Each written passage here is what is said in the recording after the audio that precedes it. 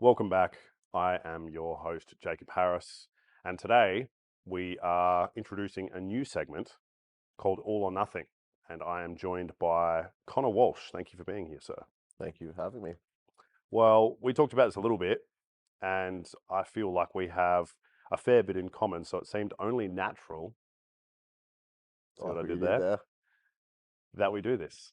So, the idea behind, I guess, this concept is that, to put it plainly, I have never taken drugs yet. I still haven't taken any. Maybe. Nah, I still haven't taken any. I've done a lot of other drugs, but I have never used performance enhancing drugs.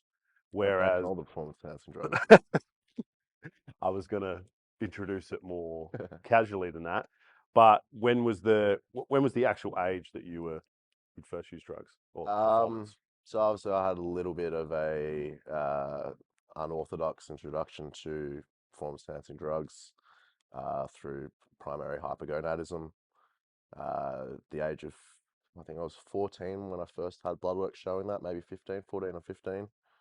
Um, I went down about 12 months of continuous blood work, all showing primary hypogonadism.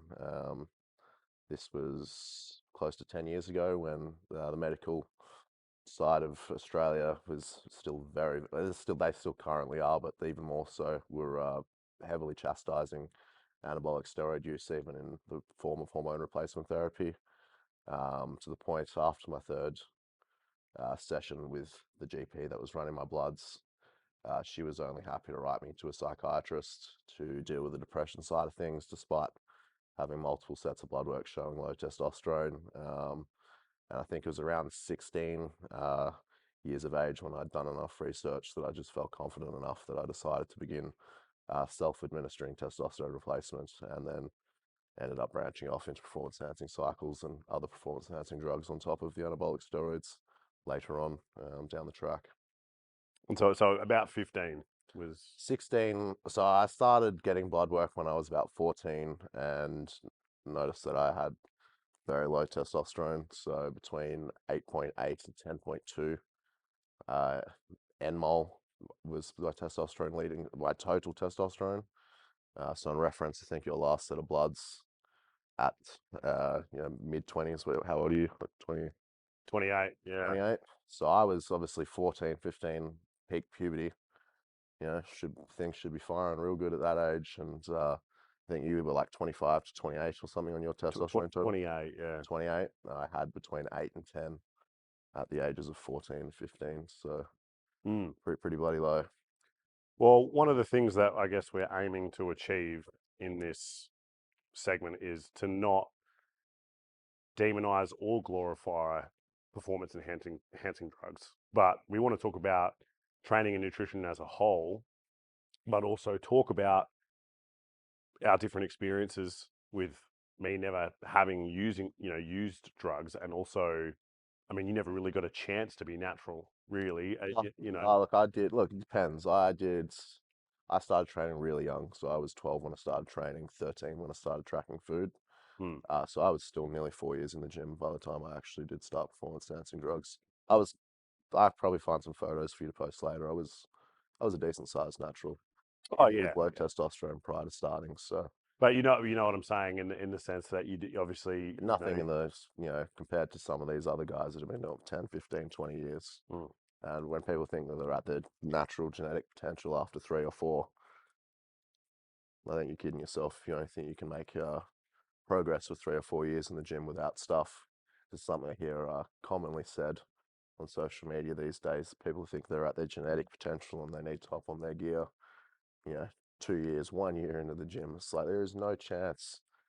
You know, it's a process that repeats. There's no way that after 2 years you're at your genetic potential. Things may slow down, things will slow down, but you can continue making progress, in my opinion, of 10, 20, 30, 40 years. It's going to slow down, as all progress will. No progress is ever linear, but it baffles me to think that people truly think they've hit genetic potential at such a young training age, when people have been doing this for 20, 30, 40 years. And all the people that do it, that are successful in the gym, whether it be bodybuilding, powerlifting, whatever, have usually been doing it for a decade plus. there's no way that you're anywhere near your genetic potential after a few years. Bit of a tangent, but No, I agree with you. I mean, I'll be coming up 10 years pretty soon of training, and I've definitely done a lot wrong. Um, and I've definitely learned a lot, but I think that that's kind of part of what we want to cover here is not necessarily that there's a whole lot wrong or right, but there's just a lot of bullshit out there, and I feel like that there's nothing more refreshing than us kind of bringing something to the space that yeah is more refreshing and is yeah, necessarily going to be our experiences. I think um, being using performance enhancing drugs can be a very bad thing, and I also think that there's a time and a place for it in a lot of ways. But I think one of the biggest problems now is that people don't actually take in consideration either of those things. And I know that you are fairly passionate about this in young kids and stuff on social media now, talking about trend and stuff, and just like all this crazy stuff now. It's just gotten blown really far out of proportion. We used to have a couple of fake natties on YouTube 10 years ago that annoyed you. Now it's like yeah. everywhere. I grew up like idolizing people like Matt Ogus and Ian Curtis and Alberto Nunez and all those people. Like it was cool. Like you were shunned. Like people didn't think you were cool if you were taking steroids like 10, 15 years ago. The fake natties were the ones that people looked up to, and now it's like people clout chase on social media by glorifying steroids. Like I am all for the openness. Obviously, I partake in sharing and education on some of the subjects, and I do believe there needs to be some degree of openness about what goes on at a certain level of most sports. But the degree that is currently on social media is like it angers me for sure.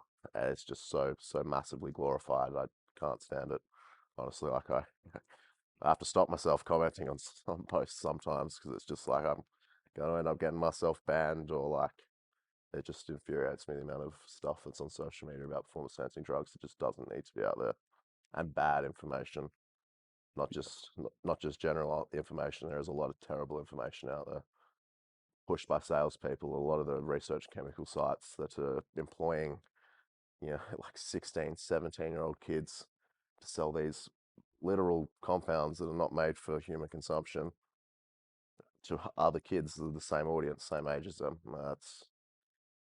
It's one polar opposite from 10, 15 years ago to how the industry was to the other, where it's like nobody talked about it. Now it's like if you don't talk about it, you're not cool.